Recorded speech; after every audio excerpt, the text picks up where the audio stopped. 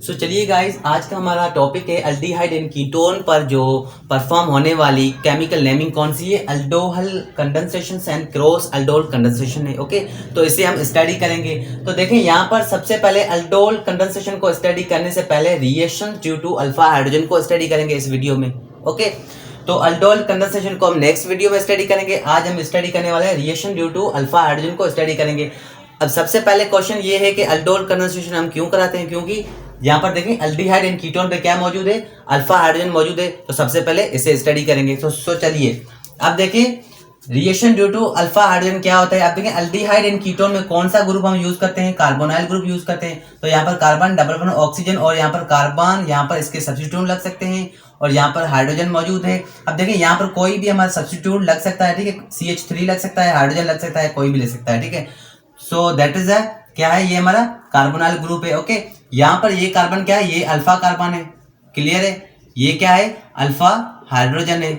अब देखें alpha carbon के साथ हाइड्रोजन होगा तो वो कौन सा होगा, अल्फा हाइड्रोजन होगा। ओके, तो ये कार्बोनाइल ग्रुप है। अब ये इसकी नेचर कौन सी है, इसकी नेचर है highly, that is highly acidic in nature.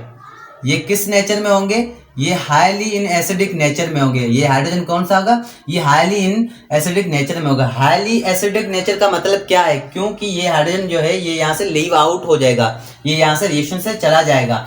तो देखें यहाँ पर डाइल्यूट इसे हम किसके साथ कराएंगे, डाइल्यूट NaOH के साथ, सोडियम हाइड्रोक्साइड के साथ हम डाइल्यूट कराएंगे। सबको पता चल गया होगा सोडियम हाइड्रोक्साइड क्या देता है, OH आयन देता है। ओके, OH आयन देगा, ये इस हाइड्रोजन को अपनी तरफ इलेक्ट्रॉन देगा, इसे अपनी तरफ खींचेगा, ठीक है। तो ये यहाँ से जाएगा, यहाँ से बॉन्ड की वैलेंसी खाली होगी, तो ये बॉन्ड किस पे शिफ्ट होगा, इस कार्बन पे शिफ्ट होगा। ये बॉन्ड किस पे शिफ्ट हुआ, इस कार्बन पे शिफ्ट हुआ। तो ये कार्बन क्या है, ये स्टेबल है, याद रखें ये क्या है, स्टेबल है। स्टेबल होने की वजह से ये हाइड्रोजन क्या है, ये हाइड्रोजन अपनी मर्जी के मुताबिक यहाँ से बाहर जा रहा है, तो यहाँ से H2O मॉलिक्यूल यहाँ से रिमूव होगा। ओके, क्लियर है सबको। अब देखें यहाँ पर क्या बना, यहाँ पर कार्बन डबल बॉन्ड ऑक्सीजन और यहाँ पर कार्बन पे नेगेटिव चार्ज आ गई। यहाँ पर कोई भी हमारे सब्स्टिट्यूट लग सकते हैं।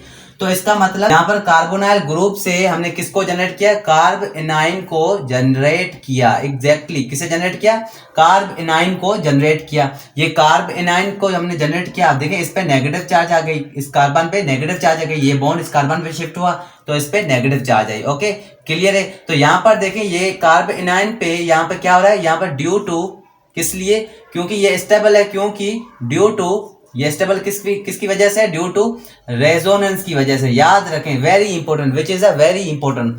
यहाँ पर ड्यू टू किसकी वजह से, रेजोनेंस की वजह से यहाँ पर क्या है, ये स्टेबल है। ओके, स्टेबल है बिकॉज, यहाँ पर सवाल और भी क्रिएट हो रहा है, बिकॉज ऑफ इसकी क्या है, हाईली क्या है, एसिडिक है। तो ये क्या करता है, हाईली क्या करता है, हाईली इलेक्ट्रॉन वाइब्रेट करता है, ठीक है। इलेक्ट्रॉन वाइब्रेट करता है किससे, किसकी प्रेजेंट में, ठीक है।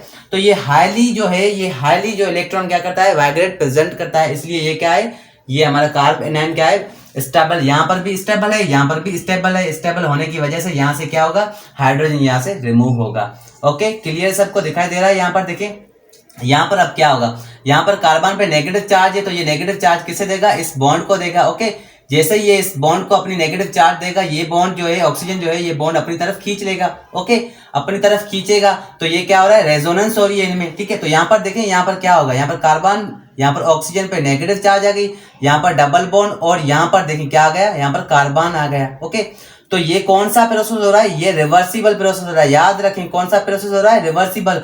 जैसे ही चेंज हुआ है वैसे ही वापसी चेंज भी हो सकता है। जैसे कार्ब एनाइन से चेंज हुआ है यहाँ पर, तो वैसे ही चेंज हो सकता है वापसी। तो इसका मतलब यहाँ पर किसकी वजह से हो रहा है, यहाँ पर ये भी स्टेबल है, ये क्या है, रेजोनेंस की वजह से। यहाँ पर भी ये क्या है, कार्ब एनाइन स्टेबल है, यहाँ पर भी स्टेबिलिटी इसमें मौजूद है। तो यहाँ पर ये जैसे ही चेंज हुआ है वैसे भी वापसी भी चेंज होने के इसके चांसेस हैं।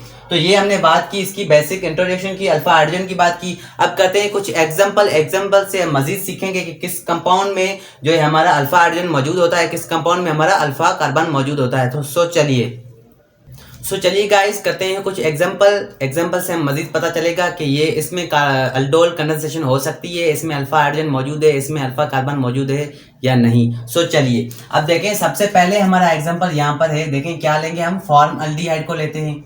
Very important, form aldehyde. That is a very important, ये बहुत ही इंपॉर्टेंट है आपके लिए, ठीक है। तो यहाँ पर फॉर्मल्डिहाइड को हम किससे डाइल्यूट कराएंगे, डाइल्यूट सेम ही होगा, NaOH से डाइल्यूट कराएंगे तो ये किस में कन्वर्ट होगा, किसकी फॉर्मेशन होगी। तो यहाँ पर देखें, सबसे पहले आप यहाँ पर फोकस करें, इसमें अल्फा हाइड्रोजन मौजूद है या अल्फा कार्बन मौजूद है या नहीं है। तो यहाँ पर देखें, इसका फार्मूला है कार्बन डबल बॉन्ड ऑक्सीजन, और यहाँ पर भी हाइड्रोजन है और यहाँ पर भी हाइड्रोजन है, सेम लिखा है मैंने यहाँ पर, देखें ये इसका फार्मूला है किसका, फॉर्मल्डिहाइड का। तो इसका मतलब दोनों साइड इसके क्या है, हाइड्रोजन मौजूद है, ना ही इसमें अल्फा हाइड्रोजन है या ना ही इसमें अल्फा कार्बन मौजूद है, क्योंकि अल्फा कार्बन मौजूद होगा तो उसके साथ क्या होगा, अल्फा हाइड्रोजन मौजूद होगा, ठीक है। तो इसका मतलब इसकी फॉर्मेशन नहीं हो सकती, क्योंकि यहाँ पर अल्डोल कंडेंसेशन नहीं हो सकती, नो अल्डोहल कंडेंसेशन, याद रखें, नो अल्डोल, ठीक है, याद रखें, अल्डोल यहाँ पर नहीं हो सकती। ये किसकी बात की हमने, फॉर्मल्डिहाइड की बात की, ठीक है। तो सेकंड हम बात करते हैं किसकी, बेंजल्डिहाइड की। ओके, बेंजल्डिहाइड में अल्डोहल कंडेंसेशन के चांसेस है या नहीं है। देखें यहाँ पर CHO, ये हमारे पास बेंजल्डिहाइड है। बेंजल्डिहाइड को हम क्या करेंगे, यहाँ पर ये क्या है, ये इसका फंक्शनल ग्रुप का है या मेन ग्रुप का है, ओके, नॉट वेल, ये इसका फंक्शनल ग्रुप है, ठीक है। यहाँ पर देखें इसके क्या है, यहाँ पर बॉन्ड है, ओके, ये डबल बॉन्ड है, ये CHO से नीचे क्या है, ये कार्बन है, ये कार्बन क्या है, अल्फा कार्बन है, बहुत ही इंपॉर्टेंट है बेंजल्डिहाइड, ठीक है। तो यहाँ पर देखें, ये हमारा मेन ग्रुप है, ये मेन ग्रुप के नीचे वाला कार्बन अल्फा कार्बन है। तो देखें ये कार्बन कितने बॉन्ड बना के बैठा है, एक बॉन्ड CHO से बना बैठा है, दो बॉन्ड ये है, एक बॉन्ड ये, इसका मतलब 4 बॉन्ड बना के बैठा है, ठीक है, 4 बॉन्ड इस कार्बन ने बनाया। इसमें क्या अल्फा हाइड्रोजन मौजूद है या नहीं है, तो देखें इसमें अल्फा हाइड्रोजन मौजूद नहीं है। तो इसका मतलब कि बेंजल्डिहाइड जो है उसकी अल्डोहल कंडेंसेशन नहीं हो सकती, इसमें भी अल्डोहल कंडेंसेशन नहीं हो सकती, ठीक है। नंबर बात करते हैं थर्ड नंबर की। यहाँ पर कंपाउंड देखें CH3CHO है हमारे पास, ठीक है। तो कुछ लोग तो समझ गए होंगे कि इसमें क्या है। तो देखें यहाँ पर CH3 मौजूद है, तो इसका मतलब इसमें क्या है, इसमें हमारे कितने मौजूद हैं, अल्फा हाइड्रोजन 3 मौजूद हैं, क्या है, अल्फा हाइड्रोजन हमारे 3 मौजूद हैं, कितने, अल्फा हाइड्रोजन 3 मौजूद हैं। तो इसमें अल्डोहल कंडेंसेशन हो सकती है, लिखिए यस, इसमें अल्डोहल कंडेंसेशन हो सकती है। नंबर हमारे पास 4 है, क्या है हमारे पास, देखें यहाँ पर एसीटोन को लेते हैं CH3, यहाँ पर कार्बन डबल बॉन्ड ऑक्सीजन और यहाँ पर CH3, दैट इज एसीटोन, लिखें एसीटोन। एसीटोन को हम क्या कराएंगे, रिएक्ट करवाएंगे, तो इसमें देखें अल्डोहल कंडेंसेशन होने के चांसेस है या नहीं है। तो यहाँ पर देखें, यहाँ पर CH3 मौजूद है, यहाँ पर भी CH3 मौजूद है, यहाँ पर भी अल्फा कार्बन मौजूद है, अल्फा कार्बन यहाँ पर भी मौजूद है, यहाँ पर इसके बाद 3 अल्फा हाइड्रोजन है, यहाँ पर भी 3 हाइड्रोजन है। तो इसका मतलब 6 इसमें क्या है, अल्फा हाइड्रोजन मौजूद है, क्या है, 6 अल्फा हाइड्रोजन मौजूद है, 2 अल्फा कार्बन मौजूद है, ठीक है। तो इसका मतलब इसमें भी क्या है, यस, यहाँ पर लिखें यस, इसमें भी हमारी अल्डोहल कंडेंसेशन हो सकती है, मतलब होगी, हो सकती है नहीं, होगी, इसमें भी अल्डोहल कंडेंसेशन होगी, ठीक है। तो क्लियर हुआ सबको। अब देखिए हमने बेसिक, हमने इसकी इंट्रोडक्शन की, इसकी बेसिक मैकेनिज्म की, मैंने मजीद बात की, डीपली हमने पढ़ा, ठीक है, इसको समझा कि किस में अल्फा हाइड्रोजन मौजूद है, किन में अल्फा हाइड्रोजन मौजूद नहीं है, किन में अल्फा कार्बन मौजूद है, किन में अल्फा हाइड्रोजन मौजूद नहीं है। तो ये हमने इनकी बात की।